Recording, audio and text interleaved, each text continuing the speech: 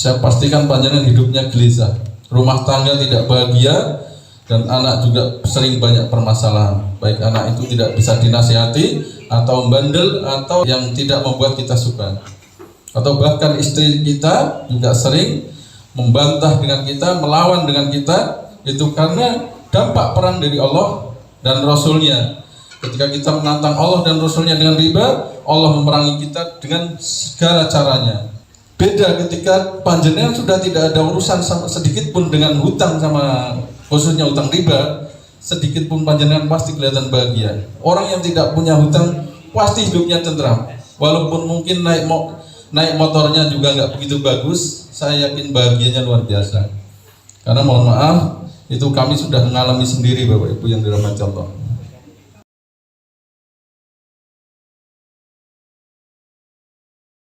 Allah Subhanahu wa taala berfirman di surat An-Nisa 78, di mana saja kamu berada, kematian akan mendapatkan kamu, kendati pun kamu dalam benteng yang tinggi dan kokoh. Ini sudah sesuai tema kita hari ini adalah ikhtiar wafat husnul khotimah, ya. Wah, ini peringatan bahwa di dalam ke-8 surat ini nanti insya Allah ada semuanya menggambarkan tentang kematian, ya. Dan jika mereka memperoleh kebaikan, mereka mengatakan ini adalah dari sisi Allah. Dan kalau mereka ditimpa suatu bencana, mereka mengatakan ini datangnya dari sisi Muhammad SAW. Katakanlah semuanya datang dari sisi Allah. Maka mengapa orang-orang ini, orang munafik, hampir-hampir tidak memahami pembicaraan sedikit pun. Yang selanjutnya, yang ketiga, yaitu surat Al-An'am ayat 2. Dialah yang menciptakan kamu dari tanah, sesudah itu ditentukannya ajal kematianmu, dan ada lagi suatu ajal yang ada pada sisinya, yang dia sendirilah mengetahuinya. Kemudian kamu masih ragu-ragu tentang kebangkitan itu. Kalau orang mukmin, insya Allah yakin, ya, setelah kematian itu ada hari berikutnya, ada hari kelanjutannya. Nanti insya Allah saya akan sampaikan fase-fase yang akan kita lalui, dari pertama dari alam ruh sampai alam akhirat, sampai akhirnya kita akan menuju final kita nanti di neraka atau surga. Insya Allah nanti kita akan ada, nanti saya sampaikan. Jadi ada 15 fase insya Allah, ya, dari alam roh, alam kandungan, alam dunia, dan seterusnya. Yang selanjutnya yaitu yang ke-5 di surat Al-Waqiah ke 60. Kami telah menentukan kematian di antara kamu, dan kami sekali-kali tidak akan dapat dikalahkan. Ya. Ini Allah, ini peringatan bahwa Allah itu tidak mungkin dikalahkan oleh makhluknya. Ketika ada pelaku riba itu mencoba menentang Allah, ya, sehingga Allah memberi peringatan keras. Ya ayyuhalladzina amanu taqwa wa daru ma baqiya minar riba in kuntum mu'minin. Fa in lam taf'alu fa'danu bi harbi minallahi wa rasulihi wa in tubtum falakum ru'usu amwalikum la tatlimuna wa la tutlamun. Hai orang-orang beriman, tinggalkanlah sisa riba yang belum kalian pungut. Kalau kalian tidak berhenti, maka Allah dan Rasulnya mengancam perang pada kita. Ingat, ini peringatan sangat keras, ya. Peringatan Allah ketika kita diperangi oleh Allah itu tidak mungkin kita mampu, Pak. Saya yakin panjenengan yang masih bertahan dengan berkecimpung dengan riba, saya pastikan hidup panjenengan gelisah. Walaupun saya tidak kenal panjenengan, saya pastikan panjenengan hidupnya gelisah, rumah tangga tidak bahagia, dan anak juga sering banyak permasalahan. Baik anak itu tidak bisa dinasihati, atau bandel, atau yang tidak membuat kita suka. Atau bahkan istri kita juga sering membantah dengan kita, melawan dengan kita. Itu karena dampak perang dari Allah dan Rasulnya. Ketika kita menantang Allah dan Rasulnya dengan riba, Allah memerangi kita dengan segala caranya, dengan dihancur leburkannya kehidupan kita. Karena memang dosa riba itu sangat luar biasa sekali, ini Bapak Ibu. 1 dirham riba itu sama dengan 36 kali berzina. 1 dirham riba. Mungkin kalau dibandingkan itu di cross uang kita itu sama dengan sekitar 60.000. Itu dosanya sama dengan 36 kali kita berzina, Bapak Ibu yang dirahmati Allah. Dan selanjutnya ayat yang ke-6 di surat Al-Munafikun yang ke-11. Dan Allah tidak akan menunda kematian seseorang apabila waktu kematiannya telah datang. Dan Allah maha teliti apa yang kamu kerjakan. Oke, bisa dipahami ya. Allah tidak menunda kematian panjenengan. Ketika panjenengan sudah waktunya mati itu, mau lari mau menghindar kemanapun tidak mungkin bisa. Dan itu kematian itu tidak harus menunggu tua, tidak menunggu harus sakit dulu, bisa jadi tidak sakit tiba-tiba meninggal. Banyak sudah kita lihat ya, tetangga kita, saudara kita atau teman-teman kita yang tiba-tiba meninggal dengan mendadak. Yang selanjutnya yang ke-7 yaitu surat Al-Jumu'ah, katakanlah sesungguhnya kematian yang kamu lari daripadanya ia pasti menemui kamu. Kemudian kamu akan dikembalikan pada Allah yang mengetahui yang gaib, yang nyata, lalu Dia beritakan padamu apa yang telah kamu kerjakan. Dan selanjutnya yang ke-8 yaitu di surat Al-Ankabut 57, tiap-tiap yang berjiwa akan merasakan mati, kemudian hanya kepada Allah kamu dikembalikan. Bapak yang dirahmati Allah, itu adalah sebagian cuplikan dari ayat-ayat Al-Quran yang kami himpun di pertemuan ini ya. Itu adalah peringatan semuanya sesuai judulnya hari ini yaitu ikhtiar wafat husnul khatimah. Bapak Ibu yang dirahmati Allah, kadang kita menganggap kematian itu sangat sepele dan sederhana sekali, Bapak Ibu yang dirahmati Allah. Karena apa?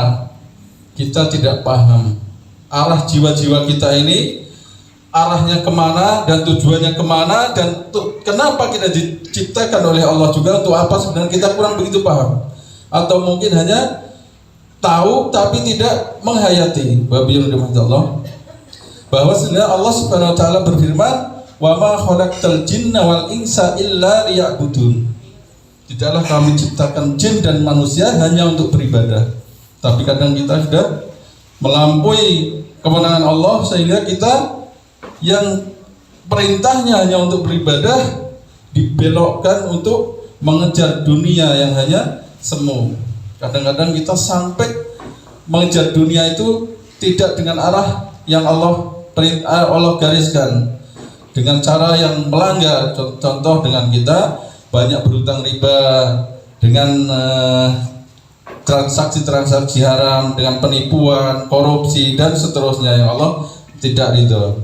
Itu sehingga kita menjadikan arah kehidupan ini jadi belok, yang seharusnya kalau sesuai dengan ketentuan Allah, insya Allah kita akan selamat baik di dunia atau di akhirat. Tapi karena kita sudah melanggar perintah Allah, di dunia pun kita sudah terseok-seok. Bahkan hidup kita mungkin yang sudah terjerumus ke riba ya, mulai mungkin sampai sekarang belum lunas. Saya yakin pikiran panjenengan hanya fokus untuk memikirkan urusan panjenengan sama bank atau sama koperasi yang melilit panjenengan. Beda ketika panjenengan sudah tidak ada urusan sama sedikit pun dengan hutang, sama khususnya hutang riba, sedikit pun panjenengan pasti kelihatan bahagia. Orang yang tidak punya hutang pasti hidupnya tentram, walaupun mungkin naik motornya juga nggak begitu bagus, saya yakin bahagianya luar biasa. Karena mohon maaf, itu kami sudah mengalami sendiri, Bapak Ibu yang dirahmati Allah. Walaupun kami hidup dengan sangat sederhana, dengan pas-pasan, kami merasakan kebahagiaan itu. Setelah terlepas dari riba, makanya kami sangat semangat sekali ya, untuk menyampaikan masalah riba ini kepada panjenengan semua. Itu karena kemenangan yang kami rasakan itu, baik di dunia yang sangat bahagia, dan insya Allah kami tidak punya beban dosa di hari kemudian. Dan kami merasakan sekali ketika kami dulu masih bersangkutan dengan hutang riba itu, hidup rumah tangga kami itu bermasalah terus. Bahkan tidak jarang istri kami itu mohon maaf, bisa dengan kata-kata sering minta pisah. Dan itu kami ngalami, tapi panjenengan mudah-mudahan nggak sampai segitulah. Tapi saya yakin orang yang terjerat riba itu pasti permasalahan itu akan terjadi. Istri minta pisah, minta cerai itu saya sudah tidak heran. Jangan tidak usah ngomong pun saya lakukan sendiri itu koreksi sendiri apa benar apa enggak. Karena memang itu ancaman Allah, perang Allah gitu Bapak Ibu yang dirahmati Allah. Okay? Makanya kami sangat mengharapkan panjenengan semua segeralah bertobat dari riba dan mudah-mudahan Allah mudahkan lepaskan urusan panjenengan terlepas dari riba. Ya Bapak Ibu yang dirahmati Allah. Karena kita tidak paham tujuan hidup kita sehingga kita melenceng tadi dari arah yang Allah gariskan, kita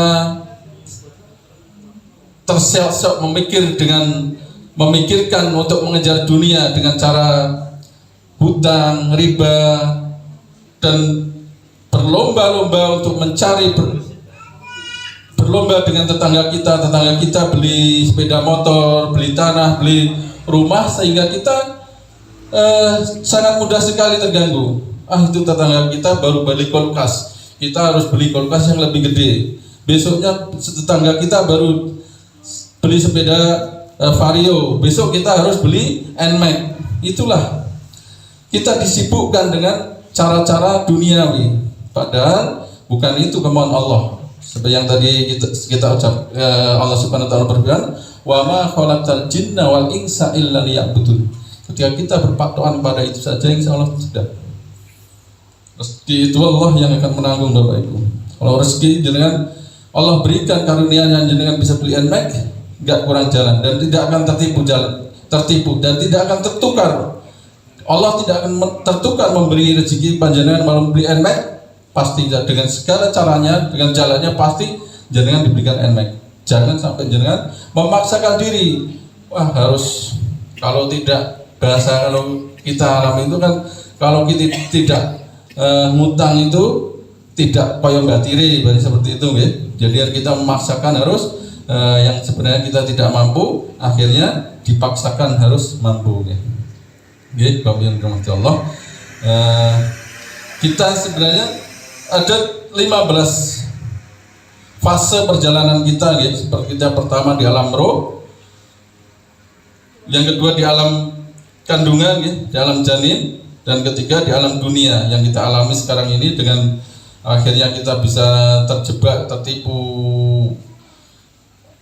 melangkah kemana, itu adalah di alam dunia ini. Kita kadang-kadang masih percaya diri setelah alam dunia ini ada yang namanya alam kematian, alam atau alam kubur. Padahal disitulah kita akan mulai apa yang kita lakukan saat ini, sehingga sampai seterusnya itulah kita yang akan kita dapatkan dari perbuatan kita hari ini. Okay? Setelah alam kubur ada yang namanya alam kebangkitan, yaitu alam kebangkitan itu nanti jadi kita dihidupkan lagi di alam kebangkitan itu, dan nanti akan dikumpulkan manusia di padang mahsyar. Ini perjalanan manusia nih, periode fase-fasenya adalah nanti di padang mahsyar, dan setelah itulah baru ada yang namanya pendapatan syafaat dari Rasulullah SAW. Syafaat dari Rasulullah ini juga khusus buat orang-orang yang taat kepada Allah dan Rasulnya saja, bukan untuk orang kafir atau orang yang durhaka. Okay? Kalau kita saat ini banyak menentang Allah dan Rasulnya, jangan berharap nanti bisa mendapatkan syafaatnya Rasulullah SAW. Dan setelah hari syafaat adalah ada yang namanya Yaumul Hisab, hari di mana kita akan mempertanggungjawabkan amal-amal kita, amal baik ataupun amal jahat kita. Wa may ya'mal misqala dzarratin khairan yarah, wa may ya'mal misqala dzarratin sarran yarah. Sebesar biji sawi pun amal baik kita nanti akan dihitung oleh Allah Subhanahu wa taala, dan sebesar biji sawi amal kejelekan kita juga nanti akan ditimbang oleh Allah Subhanahu wa taala. Yang selanjutnya setelah itu baru yang namanya penyerahan catatan amal. Amal kita setelah dihisab oleh Allah baru diserahkan catatan amal ini, dan nanti di situ itu banyak sekali kalau catatan amalnya itu dikasihkan dari tangan belakang atau apa.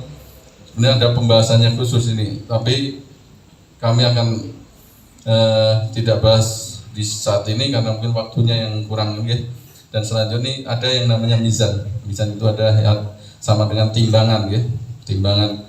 Dan selanjutnya ada yang fase selanjutnya adalah di telaga. Telaga ini telaga yang telaganya Rasulullah SAW di ketika turun ayat inna a'tayna kal kausar fasholli lirabbikal wanhar inna saniyaka huwal abtar. Selanjutnya kami berikan kepadamu ya Muhammad adalah telaga Al-Kausar ini. Ini telaga yang masya Allah sekali kalau kita bisa mendapatkannya ya. Yang selanjutnya baru ada yang namanya sirot. Sirot itu adalah jembatan yang bisa menjadi sirot jembatan yang memutuskan kita itu akan bisa masuk ke surga atau terjatuh ke neraka. Terus yang selanjutnya adalah pembahasannya surga dan neraka. Berbahagialah orang yang bisa sampai kepada yang menyeberangi sirot dan sampai kepada surga. Dan azab yang pedih bagi orang yang durhaka dan terjatuh ke neraka. Dan itu semua dikarenakan karena amal-amal kita selama di dunia, ya, Bapak Ibu yang dirahmati Allah. Yang selanjutnya adalah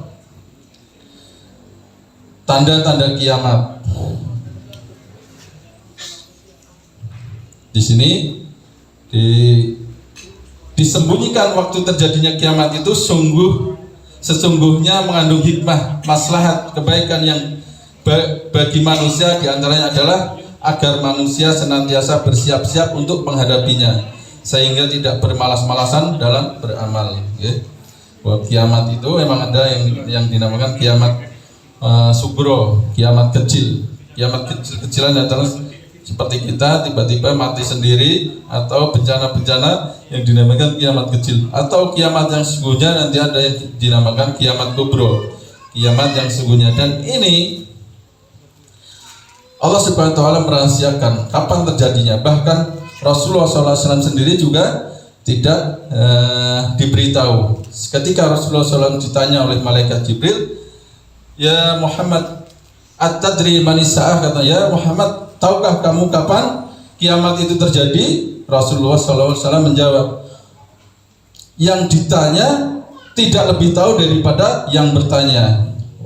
Oke, kalau begitu berikan tanda-tandanya, okay? Beritahukan tanda-tandanya, yaitu di hadis Jibril, hadis Arba'in Nawawi yang kedua itu Rasulullah SAW ditanya, tahukah, diberitahukan kepada kami kapan terjadinya kiamat? Rasulullah SAW menjawab, yang ditanya tidak lebih tahu daripada yang bertanya. Kalau begitu berikan tanda-tandanya. Tanda-tandanya adalah salah satunya adalah orang bertelanjang kaki dan dada, miskin, telah berlomba-lomba meninggikan bangunan. Bapak Ibu mungkin di Indonesia tidak ada ini. Ternyata kita bisa lihat ya, kalau mungkin yang pernah umroh ke Saudi atau haji ke Saudi atau melakukan perjalanan ke Saudi, disitulah ketika Rasulullah SAW waktu menurunkan hadis ini, di Saudi itu kehidupannya gersang. Orang di sana bahkan sendal saja pada nggak punya. Orangnya masih telanjang, bahkan nggak punya sendal. Dia kerjaannya mengangon kambing. Tapi sekarang coba kita perhatikan ya, kalau ketika di sekeliling Mekah sana itu gedung-gedung tertinggi di dunia terletak di mana gitu? Di Saudi, Pak. Dan saat ini gedung yang tertinggi adalah yang bernama Al-Burj Al-Khalifah di Dubai. Itu tertinggi di dunia. Dan sekarang ada berita informasinya yaitu Walid bin Talal adalah seorang konglomerat terkaya di dunia, tapi nomor 3 kalau tidak salah. Di Saudi nomor 1 itu baru lagi merancang untuk mendirikan bangunan yang lebih tinggi daripada Burj Al Khalifah. Sehingga memang yang dunia budak telanjang kaki dan dada itu, sekarang mereka sudah berlomba-lomba meninggikan bangunannya. Itu adalah salah satu alamat yang diceritakan oleh Rasulullah SAW. Sudah terjadi kan saat ini, dan ini ada bahasanya di teks ini, tanda-tanda kiamat kubra sudah dekat berdasarkan hadis. Yang pertama adalah diutusnya Rasulullah. Jadi kiamat ini akan terjadi ketika di masa zamannya Rasulullah SAW. Yang kedua adalah waktu berlalu begitu cepat. Jadi kan sudah merasakan belum ketika waktu ini begitu cepatnya ya. Kemarin hari Jumat, sekarang udah hari Jumat lagi. Ini saya merasakan sudah terlalu cepatnya seperti itu. Dan manusia semakin mencintai dunia dan jauh dari Allah. Ya, panjenengan cinta Allah atau cinta dunia? Oke, boleh dibuktikan ya. Yang selanjutnya dusta yang merajalela dan banyak nabi palsu. Ya, sering kita lihat ya, banyak nabi palsu itu sering kita dari sejak Rasulullah SAW wafat itu sudah ada yang namanya nabi palsu Musailamah al-Kazzab. Itu sangat sehingga para sahabat sampai memerangi, bahkan sampai ada sahabat utama penghafal Al-Quran dan dia seorang alim, yaitu namanya Rajal An-Nahar. Itu pendukung setianya, padahal dia sahabat Rasulullah SAW yang hafid Quran. Bisa terjebaknya, ketipu oleh nabi palsu itu tersebut. Dan yang encek-encek nabi-nabi palsu di Indonesia seperti Ahmad Musadik dan Lia Edan itu kan banyak yang sehingga banyak menusul. Bahkan sampai di Indonesia itu terlalu keren, cewek pun bisa mengaku nabi ya. Sehingga namanya juga Lia Edan. Ingat ya, pernah ya? Ya, dengan Ahmad Musadik dan lain-lainnya juga banyak sekali yang akhirnya bermunculan. Termasuk di India itu ada Mirza Ahmad Gulam dan ya, Bapak yang dirahmati Allah, bermunculannya nabi palsu dan dusta merajalela. Ya. Ini saya sedikit mau menyinggung tentang dusta merajalela ini, ya. Mohon maaf kita, ya, semua yang di sini mungkin ketika panjenengan berinteraksi dengan saudara kita atau teman kita, khususnya bermuamalah dengan hutang, itu akan terjadi kedustaan yang sangat luar biasa. Makanya Rasulullah SAW memberi peringatan pada kita untuk jangan menghutang, ya. Saya punya teman, pernah punya janji dengan teman, selama 2 tahun saya bermuamalah dan saya yang alhamdulillah yang dihutang sama dia, selama 2 tahun itu tidak pernah satu pun ngomong yang tepat, Pak, dengan karena utang tersebut. Besok ya Pak, hari Jumat datang, besok ya Pak, itu selalu seperti itu. Dan itulah hingga Rasulullah SAW. Itu saya yakin semua mengalami seperti itu. Kalau ketika kita bermuamalah tentang utang, nggak sama adik sendiri, nggak sama ponakan sendiri, nggak sama teman kita, semua akan terjadi banyaknya dusta merajalela, khususnya di bab masalah utang, apalagi yang berkaitan dengan riba. Ini termasuk bagian salah satu dari alamatus sa'ah, alamat terjadinya hari kiamat. Makanya kita juga untuk mengikis, karena ketika kita berhutang itu sangat mengerikan sekali, ya Bapak. Ketika panjenengan mati, Allah ridhoi dengan panjenengan dengan mati syahid. Ketika panjenengan masih ada sangkutan hutang, mohon maaf, ketika mati syahid itu adalah apa keistimewaan orang yang mati syahid, Bapak Ibu yang dirahmati Allah? Gimana? Surga dijamin masuk surga tanpa hisab, tanpa azab, ya. Tapi ketika panjenengan masih ada sangkutan hutang, Allah stop dulu, mohon maaf, urutan kamu harus diselesaikan dulu. Itu bahayanya hutang, ya. Sehingga orang yang mati syahid pun harus mempertanggungjawabkan dulu. Kadang-kadang kita kan menganggap remeh, kadang-kadang kita bangga sekali punya hutang, malah ketika yang menghutangi kita itu seperti orang ngemis kalau minta itu, Bapak yang dirahmati Allah. Sehingga Rasulullah SAW sendiri memberi peringatan juga bahwa orang yang mati hutang itu sama dengan mencari musuh. Bukan berarti hutang itu enggak diperbolehkan, ya. Ada hutang memang tapi yang sesuai syariat Islam. Dibolehkan hutang, tapi Rasulullah SAW sangat membatasi, hindarilah dari hutang tersebut. Yang selanjutnya adalah banyak ahli ibadah bodoh tentang agama. Jadi orangnya alim, ibadahnya kenceng, tapi kurang memahami agama. Bahkan sehingga kadang-kadang ini terjerumus dengan zikir-zikir yang tidak disyariatkan oleh Rasulullah SAW, tidak diajarkan. Contohnya ada yang zikir dengan baca la ilaha illallah yang akhirnya yang dibaca dah saking pengen banyaknya, padahal itu tidak disyariatkan oleh Rasulullah SAW. Boleh kita membaca la ilaha illallah tapi yang sesuai dengan perintah Rasulullah SAW. Seperti contohnya, barang siapa yang membaca la ilaha illallah 100 kali itu maka Allah ampuni dosanya walaupun sebanyak bubui di lautan. Ini seperti itu. Gak harus sekian juta, sekian miliar la ilaha illallah kita akan mendapat ini, itu adalah ini yang dimaksud banyak ahli ibadah tapi bodoh tentang agamanya. Yang selanjutnya yang keenam, amanah disia-siakan, orang bodoh diangkat jadi pemimpin. Ini udah nggak heran lagi, ini mungkin banyak sekali di sekeliling kita. Kadang-kadang orang yang berilmu dan kelihatannya orangnya jujur, amanah, malah disia-siakan.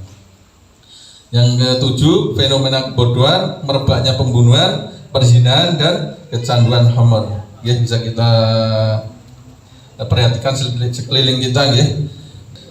Bahkan Rasulullah SAW menggambarkan orang yang dibunuh itu tidak tahu kenapa kok saya dibunuh, dosa saya apa, salah saya apa, tidak tahu. Bahkan dia sendiri yang membunuh tidak tahu kenapa saya harus membunuh, kenapa dia harus saya bunuh, tidak tahu keperluannya apa. Padahal Islam memberi peringatan kepada kita, la yuhillu damu mri'in muslimin yasyhadu alla ilaha illallah wa anna muhammadar rasulullah. Tidak halal darah seorang muslim yang bersaksi bahwa aku bersaksi bahwa tiada Tuhan selain Allah dan Muhammad Rasulullah. Cukup dengan bersyahadat saja itu darahnya tidak halal untuk ditumpahkan.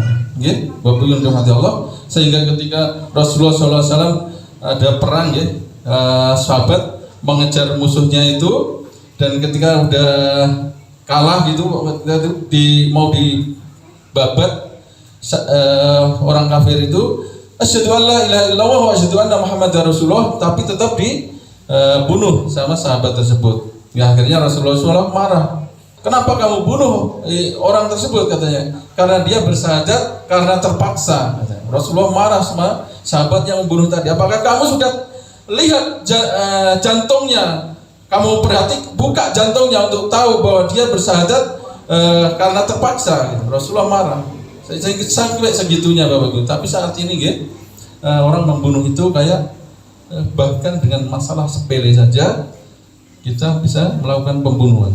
Anak membunuh ibunya juga banyak sedang terjadi di TV. Bahkan suami sampai tega membayar orang untuk membunuh istrinya. Ini berita-berita yang sangat sudah tidak asing, mungkin kita sering dengar di berita-berita baik di TV atau di internet atau di tetangga-tetangga kita. Yang selanjutnya adalah perzinahan dan kecanduan khamr.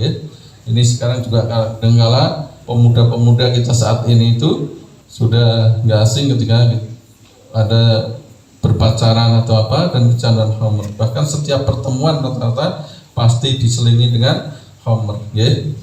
Yang selanjutnya yang ke-8 adalah umat Islam pelit memberi salam sesama muslim. Mohon maaf, ini mungkin mudah-mudahan di Bejen ini tidak terjadi. Umat Islam pelit memberikan salam pada sesama muslim. Padahal Rasulullah SAW menggambarkan kalau kalian pengen saling mencintai itu afsus salam bainakum. Setiap ketemu saudara kita assalamualaikum, assalamualaikum, kita akan eratkan hati. Tapi kita yang sering kita dengar, bahkan satu aktivis pengajian, mohon maaf, kelompok A ada kelompok B datang, kelompok B salam, tidak dijawab. Itu sudah tidak heran, tidak asing buat kita, sering kita dapati seperti itu. Ini sudah termasuk daripada ciri-ciri alamat saat tadi. Yang selanjutnya adalah meluasnya perdagangan. Oke. Emang karena terhimpit ekonomi, orang sehingga kita buka warung kecil-kecilan di depan rumah atau di pinggir jalan. Karena emang kesempatan kerjanya nggak ada, dan itulah sehingga ketika istri kita jualan di depan rumah itu akan mendatangkan fitnah-fitnah yang luar biasa, Bapak Ibu. Oke, tidak perlu, mungkin sedikit saya gambarkan saja. Ketika istri kita berjualan di pinggir jalan itu, akhirnya akan mendatangkan nafsu-nafsu orang yang lewat. Ya, mau jajan di situ, mau di situ. Apalagi sampai, mohon maaf, kalau wanita ini punya kelebihan, paras yang cantik atau apa, pasti itu akan menjadikan fitnah yang lebih berat lagi. Yang selanjutnya adalah putusnya tali silaturahim dan tersebarnya pena. Di saat ini gimana maksudnya ini, Pak? Kok putusnya tali silaturahmi dan tersebarnya pena? Dan saat ini silaturahmi itu kan harusnya kita berjumpa, ya Pak, dan salaman gitu. Tapi ketika saat ini sudah ada yang namanya HP, cukup dengan WhatsApp, SMS. Itulah yang dimaksud dengan putusnya tali silaturahmi. Jadi kita tidak harus berjumpa dengan orangnya, makan bareng, atau kita reuninan ketika dulu waktu kecil di keluarga. Itu cukup SMS, gimana kabarnya, sudah. Itulah. Karena silaturahmi itu akan mendatangkan barokah yang luar biasa sekali, Bapak yang dirahmati. Bahkan orang yang memutuskan tali silaturahim, ancamannya sangat berat sekali. Ancamannya Allah tidak ridho kepada orang yang memutuskan silaturahim. Gimana kalau Allah tidak ridho mau masuk surga? Kalau Allah itu murka kepada orang yang memutuskan tali silaturahim. Yang selanjutnya adalah yang 11, membangun masjid sampai bermegah-megahan. Ini khusus buat masjid ini, Bapak yang dirahmati Allah. Saya sering memperhatikan, bahkan di satu daerah ketika saya safari dakwah jalan ke daerah pegunungan sana di negara gunung sana, jarak masjid itu hanya sekitar 50 meter saja, Bapak Ibu yang dirahmati Allah. Ya kalau bisa makmur semua tidak masalah, padahal dengan orang dari gang A, gang C, gang B itu kumpul jadi satu di masjid itu kan kita bisa menyambung tali silaturahim, bisa bersalam-salaman, bisa keadaannya dia sehat gitu. Tapi ketika masjid 50 meter itu cuma untuk beberapa keluarga saja. Bahkan di daerah bawah sana, daerah Weleri, ada masjid yang jejer persis. Ini masjid karena mungkin dulunya yang wakaf itu pribadi, dan masyarakat bikin lagi di sampingnya persis, dan itu dua-duanya juga untuk sholat Jumat. Dan Masya Allah, Subhanallah, gimana kalau udah akhirnya kebutuhannya itu untuk berlomba, bukan mencari ridha Allah, ya na'udzubillah min dzalik, padahal syarat diterimanya amal itu adalah satu adalah mukmin, yang kedua ikhlas karena Allah, dan ketiga mutaba'ah. Gimana bisa ikhlas kalau sudah dilandasi dengan intrik-intrik syirik dan hasad seperti itu. Bapak Ibu yang dirahmati Allah, yang selanjutnya ciri-ciri wafat husnul khatimah, ya di lembaran yang ketiga kita akan memberi contoh kisah wafatnya Habib Abdul Qadir bin Abdurrahman Assegaf. Beliau ini adalah seorang Habib di Solo sana. Dia tinggal di Solo, dan dia orang yang diwafatkan oleh Allah Subhanahu wa taala pada hari Jumat. Ketika itu beliau lagi mau mengimami khutbah Jumat, dan dia lagi sholat di hari Jumat itu, dia pas lagi sujud meninggal dunia. Mudah-mudahan ini adalah ciri-ciri wafat husnul khatimah, Dan yang kedua adalah wafatnya Mbahnya Mirah. Beliau ini orang mana tuh? Mbahnya Mirah tuh? Argosari, Banon, Beliau orang Banon, dan mungkin sekitar 3 tahun yang lalu, karena belum pandemi corona itu, beliau ikut umroh kami, umroh KMTR Ya, alhamdulillah Ustaz Agus dan rombongan sekarang lagi berangkat umroh, sehingga beliau tidak bisa menemani kami saat ini karena beliau lagi tugas mengawal umroh 149 jamaah umroh yang beliau kawal saat ini. Dan ini kisah Mbah Nyamirah ini seorang wanita desa yang sudah sangat lumayan tua ya, umurnya di atas 60-an, dan beliau Allah panggil diwafatkan di Madinah. Kenapa? Ini termasuk kita golongkan termasuk ciri-ciri wafat husnul khotimah, Bapak Ibu dirahmati Allah, karena Mbah Nyamirah ini ketika wafat ketika menjelang sholat fajar di Masjid Nabawi di Madinah, dan akhirnya Mbah Nyamirah disolati dengan satu jemaah di Masjid Nabawi itu. Biasanya ketika ada mayat pasti disolatkan sholat gaib namanya, ya. Setelah sholat di sholat gaib bersama-sama. Dan Mbah Nyamirah ini termasuk yang disolati di Masjid Nabawi. Dan bagusnya lagi, Mbah Nyamirah ini termasuk salah satu orang Indonesia yang bisa dikuburkan di Baqi. Padahal orang Arab sendiri minta dikubur di Baqi itu tidak bisa, Pak. Itu adalah keistimewaan Allah yang berikan, sehingga Allah berikan Mbah Nyamirah termasuk orang yang dikubur di Baqi tersebut.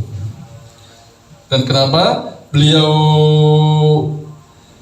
dikuburkan di Baqi? Ternyata Mbah Nyamirah itu dalam satu cerita kami tanya kepada suaminya, ya, ternyata seorang wanita desa biasa saja, ibadahnya juga biasa-biasa, tapi tidak pernah namanya yang membantah suaminya.